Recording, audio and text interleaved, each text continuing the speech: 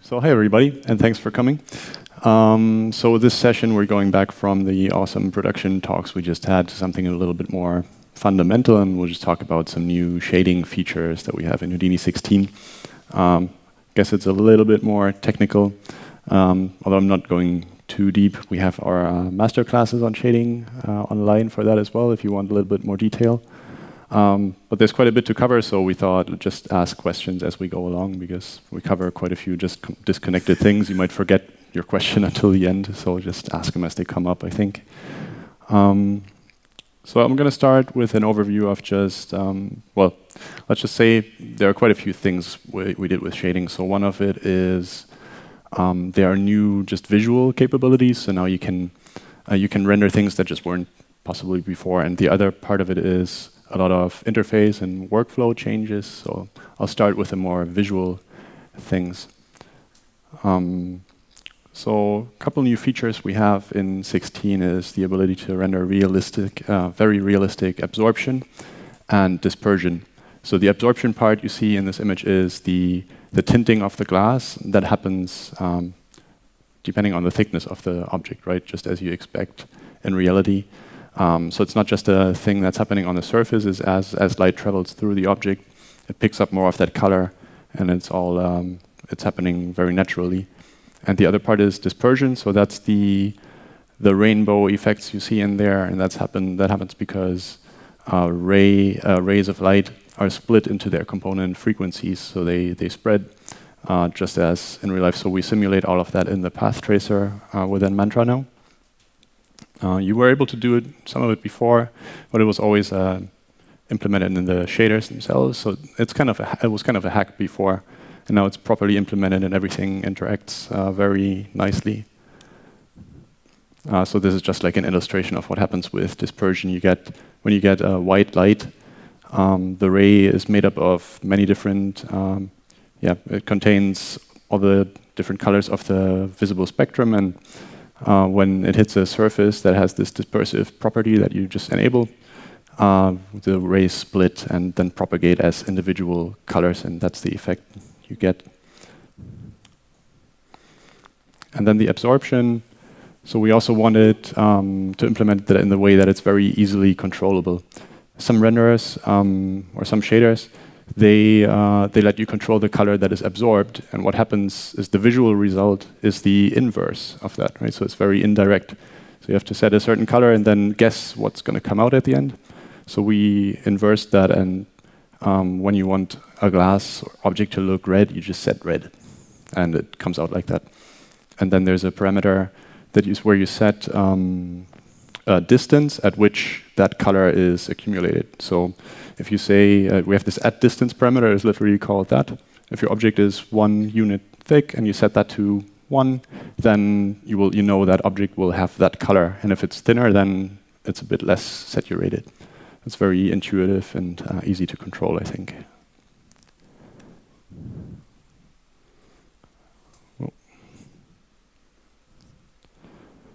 And here's just an example of the absorption interacting with internal objects as well. So before, when it was just implemented in the shader, not properly in the path tracer, objects inside the glass wouldn't react properly, and now they do. So everything just interacts the way you would sort of expect in the real world.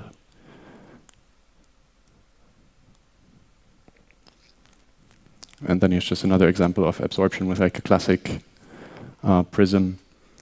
So you can see the nice rainbow effects you get out of there, and it's literally just, it's physically plausible, but very easy to set up. So you don't have to think too much about physical parameters.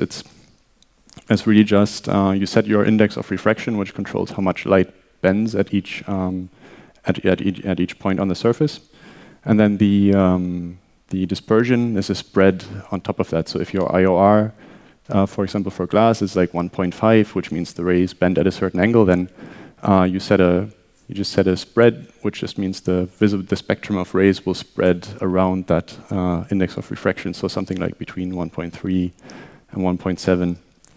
And it's pretty easy to dial in and get natural looking dispersion from that.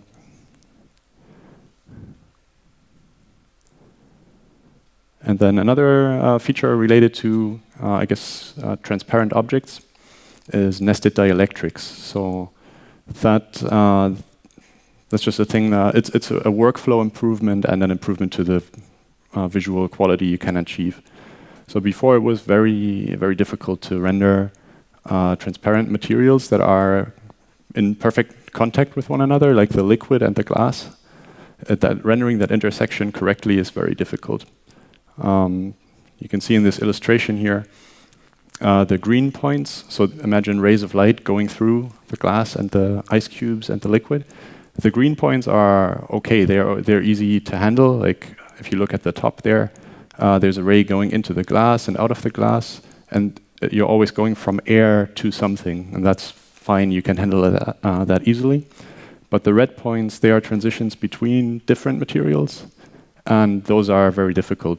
If you just render the objects as they are, like you just take these separate objects that you have here and render them together and set your liquid to the liquid index of refraction, set your ice cubes to the ice index of refraction that you can find on Wikipedia or something, it doesn't actually give you the correct result because the ray tracer didn't know that it was transitioning from that other material into this new material. So it doesn't quite work as you would expect.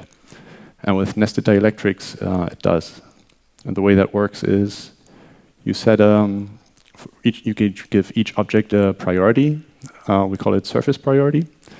And then here, this is an example where it hasn't been set up yet. So we just have a sphere intersecting this blue cube.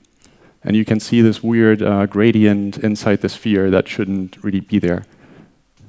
And when you set the priorities, so you give the sphere a higher priority, it basically means that the part of the cube that's inside the sphere doesn't exist for the renderer anymore. It's basically like, it's kind of like render time booleans.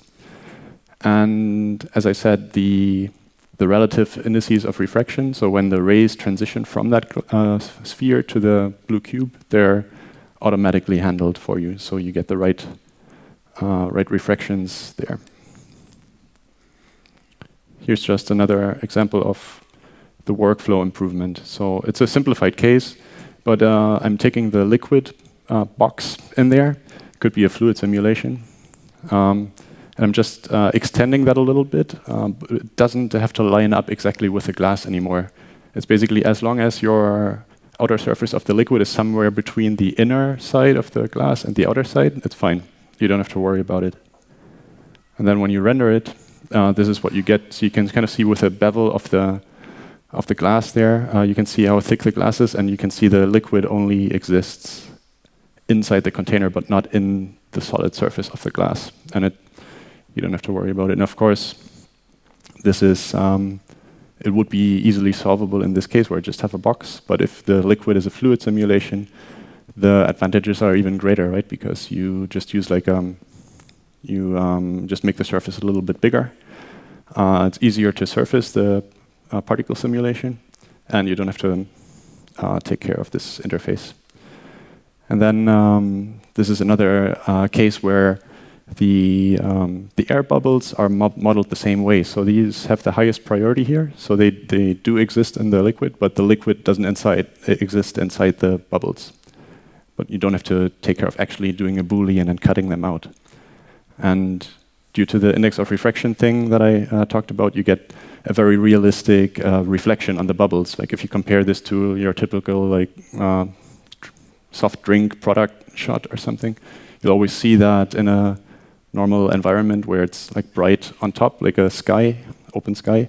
There's a very bright reflection on top of the bubbles, and we get that now. So without the system, you wouldn't get that typical look out of it. Another new thing we have is a new subsurface scattering model. Oh, sorry. Yep. Let's wait for the microphone because we want to record you as well.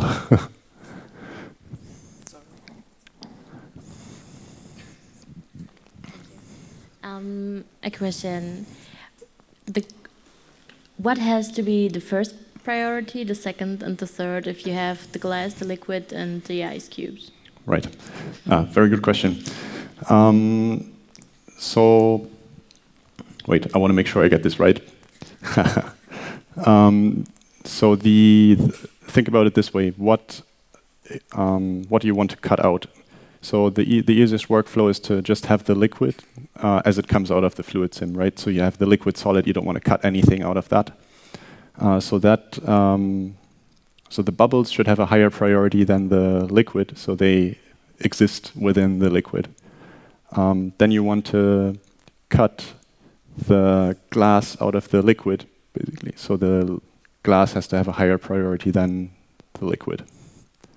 And the relative priorities between the bubbles and the glass, they don't really matter because usually they're not in contact in this case. But so it would be highest priority for, or lowest priority for the liquid, and then whatever other priorities for the other two. Now, if you have maybe you want condensation drops on the outside of the glass or something as well, you could just model those as just spheres, right? You don't have to cut the glass. So you want them to have a lower priority than the glass. Does that make sense? It sounds complicated when you explain it in words, but it's really just cut one object with the other, and the object that's the cutter, it has the higher priority. And then you can figure the relative list of things. Before we go on, does anyone else have any questions for Kai regarding what he just spoke about? All right. Don't hesitate. Let's go next section. So subsurface scattering, we've obviously had that for quite some time, but this is more of I guess, a technical update. We get really good results out of the new one as well. The big update is it's more in line with how other lighting computations are done in Houdini. Before it was kind of a special case. It was output as an emission, and it was difficult to get AOVs out of it, so you can then work with it easily in compositing. And now it's all handled correctly, so you can do things like outputting an AOV per light, and it picks up indirect illumination properly, which wasn't possible before. And you can control the rendering property on the render node now. Before, you actually had to control sampling quality, sample amount on the shader, which was a bit just not the way the other stuff works in Houdini. So it's a lot more coherent now.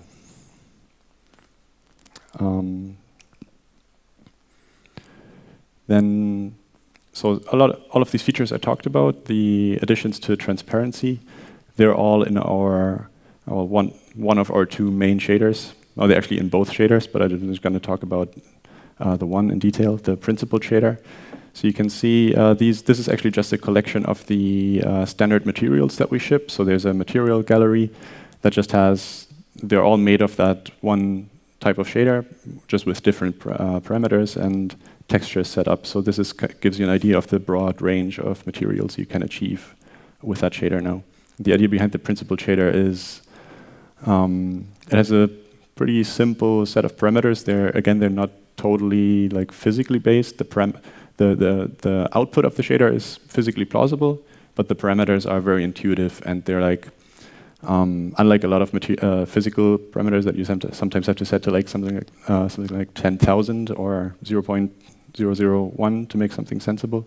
They're all in a 0 to 1 range and linear, and any combination of parameters gives you something fairly reasonable. There's no combination of parameters that's totally crazy, which is important for texturing, right? It's sometimes hard to predict how different texture values can interact with one another when you're texturing different channels of the shader, and you can rely on the fact that there's nothing crazy coming out of it.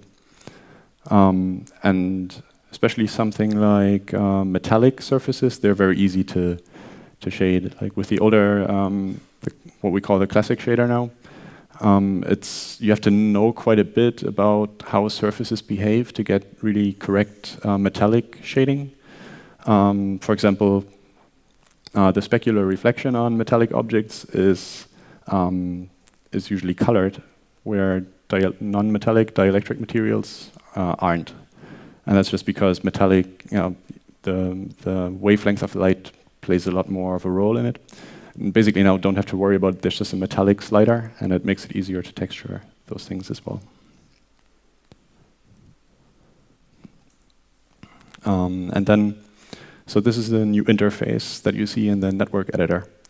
So maybe the biggest change in Houdini 16 with shading is that we moved everything from the shop context that was like specific to shading, but well, even more specific. It was a context where you just create the shaders that you want to assign and assign them, but you couldn't really like combine them with other nodes so much. Like you couldn't drive the inputs with something procedural, like a procedural pattern or noise. So it was kind of segregated from all the power of the shading in Houdini. So with Houdini 16, we moved everything over to VOPs, which is the context where you build shaders. And now there's no separation, which is really like if you already knew Houdini and the way it worked before, it's kind of crazy to have this flexibility. It just seems like almost, it's so much more powerful now. For example, one simple implication of this is that you can take two completely fully featured shaders with all the texture inputs and all that stuff that are in theory quite heavy, but you can use them together and mix them like we have here. So the mix of the mud and the bricks on the right side might be driven by a procedural noise or any other VOP node that you want to use there. It's super flexible. And we still have the advantage of precompiled shaders. So that just means the individual shaders, the brick and mud, they are quite complex. They are made up of a lot of VEX code, but you don't really feel that in the loading times or like the startup time of the renderer or just the render time itself. It's still really high performance, and you only add the cost of that layer mix. There's a bit of a cost to executing two shaders, but it's really not so bad. And you just gain just artistic freedom. And you can mix these shaders, including displacement and everything, just pretty freely. And here's just a live, well, not live, but a demo of that, where I just assign some individual shaders. Let's maybe skip ahead a bit. So just a gold shader and this metal grade thing. And then you can mix those together, and you get a 50-50 mix of that. That's a pretty simple concept. But before to do that, you would have to figure out like how are the individual shaders made, and you could have mixed all the textures that go into those, and then get the same result. But with this, you just plug the two shaders into another node, and do a mix and drive it procedurally, and it's just way simpler and more flexible.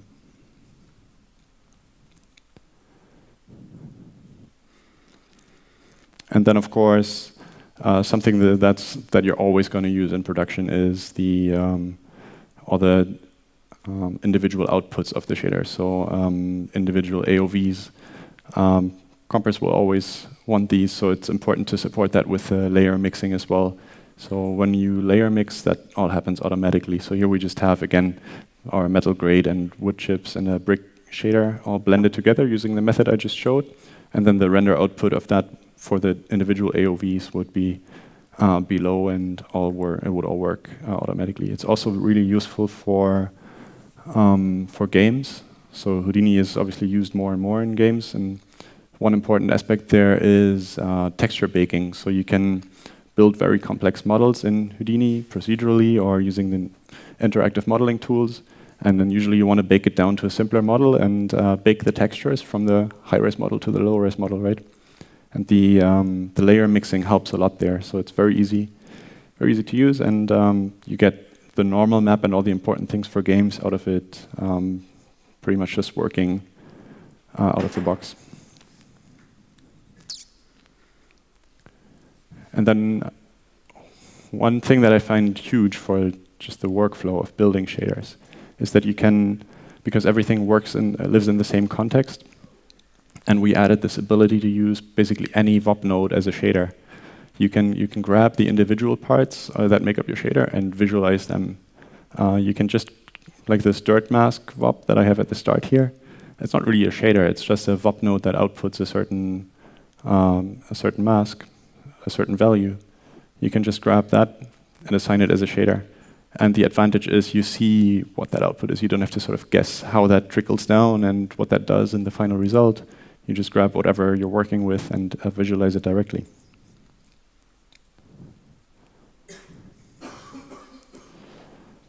And then here's just another example of that. So we have our cell noise here with a color mix.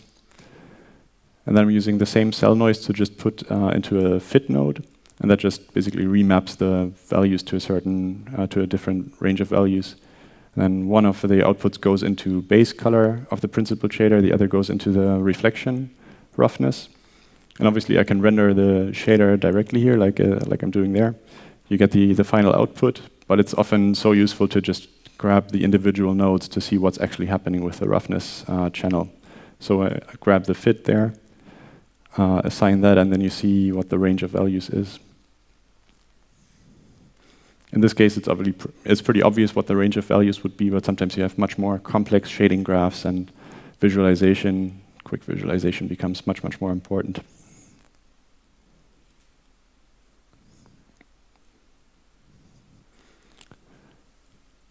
Then here we're combining those two concepts of the layer mixing and visualizing these nodes. So here I have a rest position, which just gives me the object space position of the object. And then I just want to grab the x value of that. So just convert the vector to scalar values.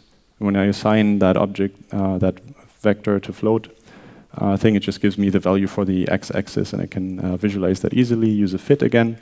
And then that's what I use to drive my layer mixing. So in a second you'll see those two materials mixed based on the x, on the horizontal position.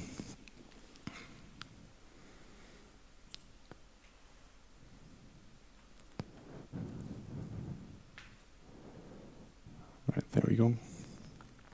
And again, it's all automatic it works for surface and displacement shading, as well as all the AOVs that you get out of it. Any questions so far about this? Yep. Thanks.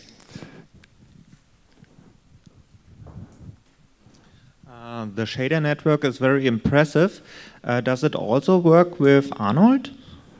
They have their own set of shader nodes. So I actually just talked to one of the developers, and they are still using shops completely. They're still using the old setup. It's basically up to them. Although we will of course provide support and help with transitioning to VOPs if they choose to do that. But it's kind of out of our hands. But we have support for the same sort of system for RenderMan already. So it's possible for third-party developers to provide that.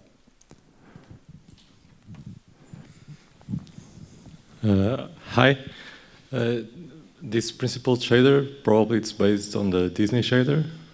Yeah. Yeah? Is it a copy, or have you tweaked it, expanded it? Or? We do what we think is right, so there are some deviations.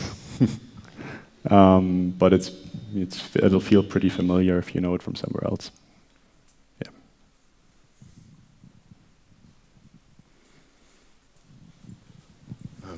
You just mentioned RenderMan. One of the questions I have is, are they getting somewhere with interactivity, with the interactive, like you just used, like preview? Are they getting the same level of interactivity? Yeah, I mean, like in the moment, that's the one cross that's missing, and right. That stops me from wanting to use it at all. I mean, from wanting to use RenderMan? Yes. In Houdini, you mean? I don't actually know. You don't know? No, I didn't write anything related to that bridge, and I haven't tested it. Sorry. Okay. But we can find that out. The other question I have is, can you maybe give us a little bit of an insight into render time optimization in Mantra? I mean, like, the new RenderMan has got that really great, which I tried out, which I really love, is the noise reduction after processing, which is amazing, yeah. But I didn't like working with RenderMan without being able to use it interactively. So I'm really struggling to find like a technique, strategy on how to optimize my mantra scenes. I mean, the obvious things I can do, but maybe you have maybe there is some sort of hint to that. Well, so the first hint I would give to anyone who hasn't is read the mantra user guide. It's like it's really comprehensive, and there is a big section on reducing noise, which is it's just a common problem with path tracers that we all have, and there are certain techniques and for dialing in the rays that you actually need to reduce noise, right? So we have pretty good controls for just increasing the number of samples for certain lighting components. Like for example, often your noise is mostly in the reflection. But I guess like for you, it sounds like that's the stuff that you already know. Yeah, and I already read it, and it's not up to date right now. I mean, like there's some stuff not updated yet. Oh, I know. It's documentation. It's happening right now. Okay, it's happening right now. No, because that got me confused. You know, it's like, huh? Yeah, I don't even have this. Yeah, point taken. But it's happening as we speak. Excellent. Yeah, so that'll contain all the like up to date. Recommended sort of approaches, but we don't have a denoiser out of the box. We've gotten some requests from people who write there, like third-party denoisers, right? Like companies that offer denoisers. And what we have done is give them like specific AOVs that are required to compute what they need, right? So like certain sampling information from the renderer, we can give it to them. So that's kind of the extent of what we've done in that direction. Any other questions? Kai, is that something that you think might be in 16.5? No comment. I was trying for no, actually, I can say I don't think so. But at least not at this point. But we don't make a plan for a point release a half a year ahead, so things are flexible and could change, but not at this point. Yep. All right, so if there's no more questions, we will go to another level. So I'll go down a level. So far we've talked about sort of high-level shaders. So these are pre-built shaders with what we think are the most important controls to achieve hopefully a large number of looks. So I think those can cover quite a few things you might want to do, and but invariably you'll find for certain specific effects or more specialized needs that you just need to go a bit beyond that. And we've always provided a lower level set of operators to do that kind of stuff, so to build your own more custom shaders. And we spend a lot of time in Houdini 16 just rethinking how to make that easier still and more flexible as well. So what we've come up with is this set of operators for individual lighting components that you see here. So we have this VOP that just gives you simple diffuse shading, simple subsurface scattering, reflections, and everything you see here. And probably the biggest update is how you then combine those to make complete shaders, because nothing is just a diffuse, nothing is just a reflection. That's an inherent part of the workflow that you're going to have to combine those things. And it's another example where we wanted to really take the requirement of really technical knowledge out of it. You used to just to combine diffuse lighting with reflection before in a custom shader, you would have to know about like Fresnel equations and blending the things correctly. And now it's and you would already have like 5 nodes. And now a diffuse and a reflection is just a diffuse and a reflection. So the way you layer those things is we call it chaining of BSDFs. So you plug the underlying diffuse into the base input of a reflection VOP, as you see here, and all the technical stuff like energy conservation is handled automatically. So it's very, very straightforward. And you'll find if you take our high-level shaders, like the principal shader that I talked about, and you break them open, which you can, you'll find these nodes. So it's not like we do something better, more amazing in there. It's just that we use exactly these tools, and you can actually very quickly build something that's producing the same result as a principled shader using these lower level things. And I just have a few more examples. Like so here the diffuse is swapped for a metallic VOP. Same kind of principle. So you just have a metallic object with the coat layer on top.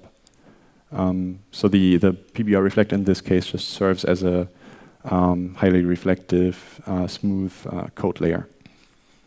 And then, like I said, if you wanted to build something like a principled shader using this system, one big step there is just to take the metallic, add a diffuse, and put like a layer mix after those, so you can blend between metallic and diffuse. This is possible because that data that's traveling there, like the layer output into the base input, is just a shader layer, and that's the same thing that the principled shader outputs. So the layer mix works at this level as well. It's exactly the same thing. Mm-hmm. So having numerous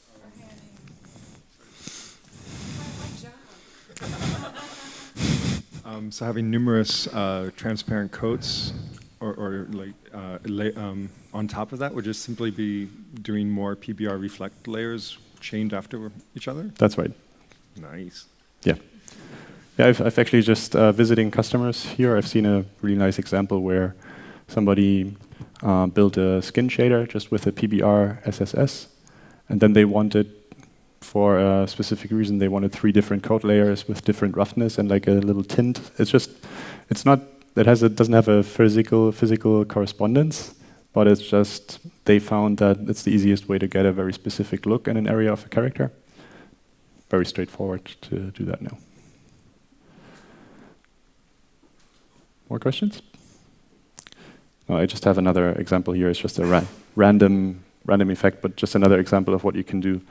So the base layer is a PBR refract, and worth mentioning here as well. So you see this sort of transparent look with tinting.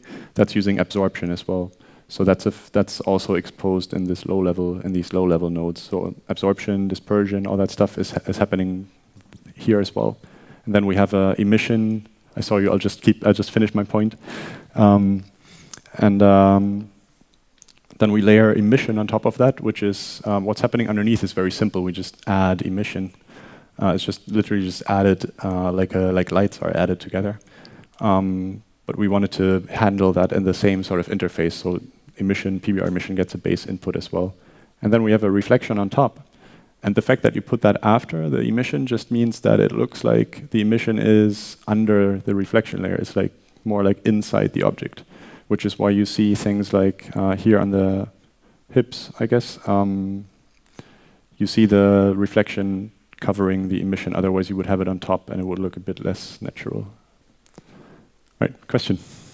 Hi, probably a fairly obvious one, but could you give an example of how this could be used to rebuild, say, a car paint shader with the base coat, flakes, and clear coat? Right. So it's similar to this. So you would use this as your sort of base. So you have a metallic base layer with some level of roughness, and you would have this reflection layer on top as a coat. And now the key thing with car paint and flakes is you want to modify the normals somehow. So you could do it as you could make the PBR metallic completely smooth, no roughness, 0 roughness, and then modify the normals so you have the flakes in there. But it's not totally straightforward, because the difficult thing is what does that do at a distance? The difficult thing is sampling that as a smooth reflection when you go far away.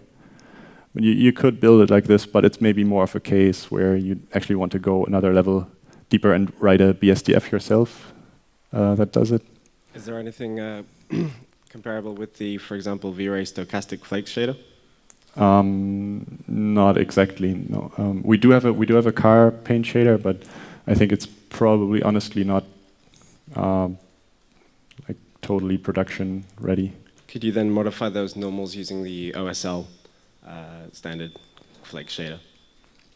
So we don't support OSL with Mantra.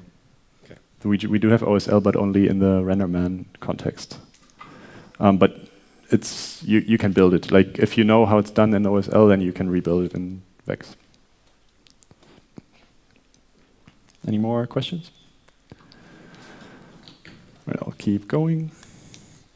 So I'm jumping over to viewport rendering. So that's been another area of focus. We just want to keep improving our correspondence between Mantra rendering and viewport rendering. So this is just the same slide that I had at the very beginning, where you saw this as a Mantra render, and this is what it looks like in the viewport. So you get really nice transparent objects and reflections, and you can see even displacement happening there. And it's even like it's a lot easier to set up viewport rendering for your custom shaders as well. You still have to do some extra work because you can't just, there's no way we can run our like very complex Mantra shaders on the GPU. But we have a much easier way to assign, like to basically create that correspondence setting, telling the OpenGL shader what the diffuse is on your shader and so on, and have that set up that mapping. And here's just an example of how well that works now. So this is just a render region on top of the viewport, and you can see it looks pretty much the same. And it's not perfect, but it's more than good enough to dial in shading values and set up your lighting and everything very, very interactively. And as you can see, when I rotate to the side there, the displacement values line up perfectly as well. So it's also great with a new fur system, for example. You can displace the fur on the skin as well now and just verify that it matches perfectly and all that stuff. It makes a lot of things much easier. And then another, so outside of shading now, or maybe I should stop. Do you have any questions about the viewport shading stuff?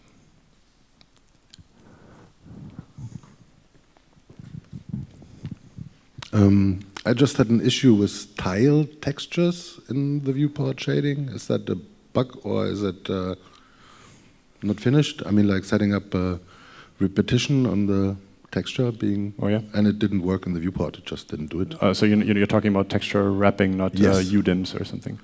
No, it was like just like a texture that I wanted to repeat 10 times. That would be a bug. That would be a bug. Yeah. Report that. I will. That's supposed to work. Yeah. Okay.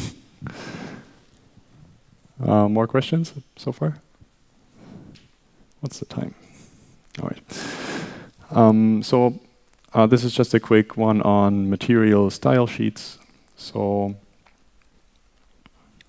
they're very important for crowds, which is why we picked this example.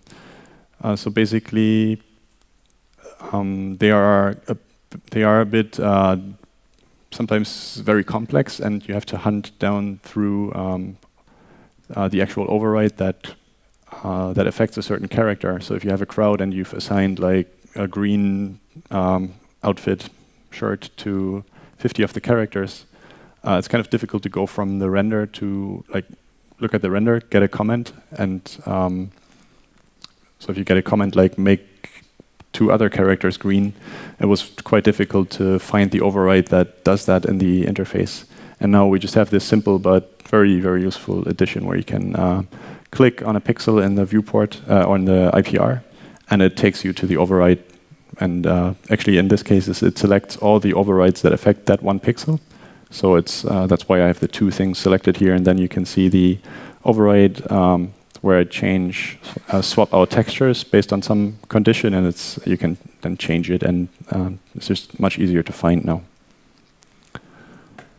And another general rendering improvement is with texture baking.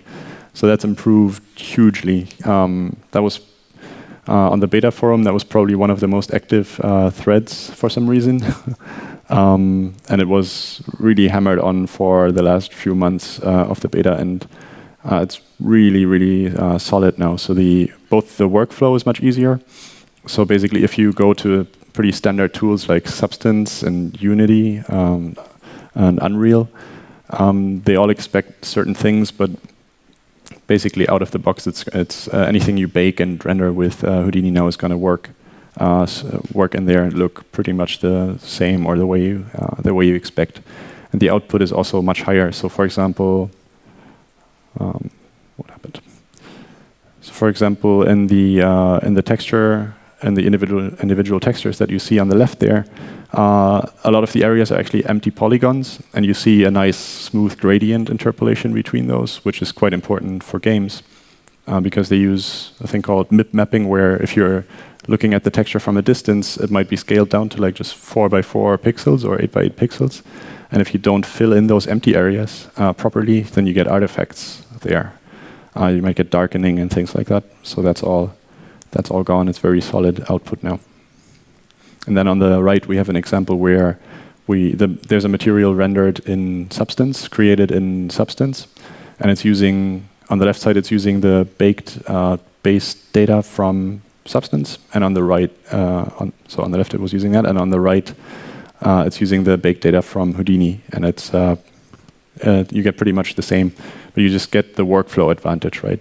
So if you build your model procedurally in Houdini, it's just an added convenience to also bake out the base textures from Houdini, because it's very easy to automate it in there, and then you can decide where you want to build the actual material in Houdini or Substance.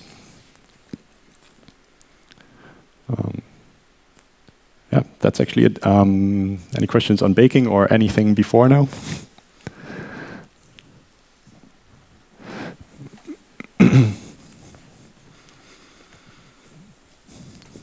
Hi.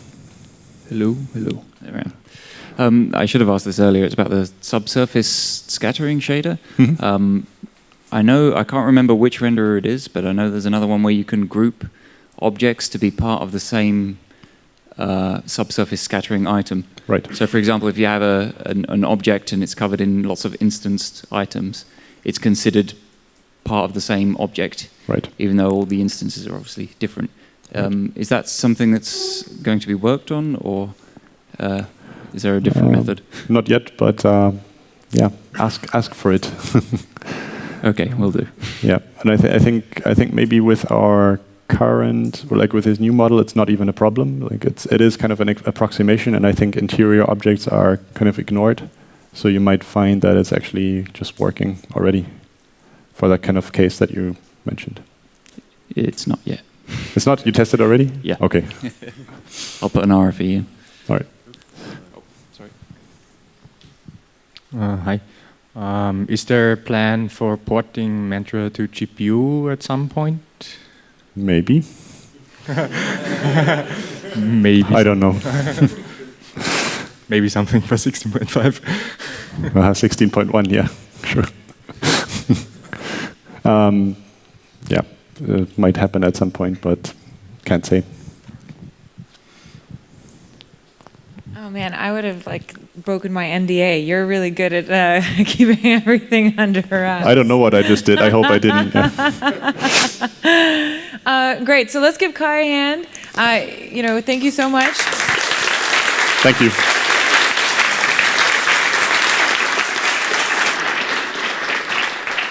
And Kai will still be here. We're going to air out the room a little bit, let it breathe, because there's a lot of body heat in here. And he developed these tools, so ask your questions to him. Side Effects is a company that really listens. So with the questions that you're taking or giving us, we're taking notes, and we'll bring that to our developers and to our teams. So any feedback is always appreciated. Thank you, guys.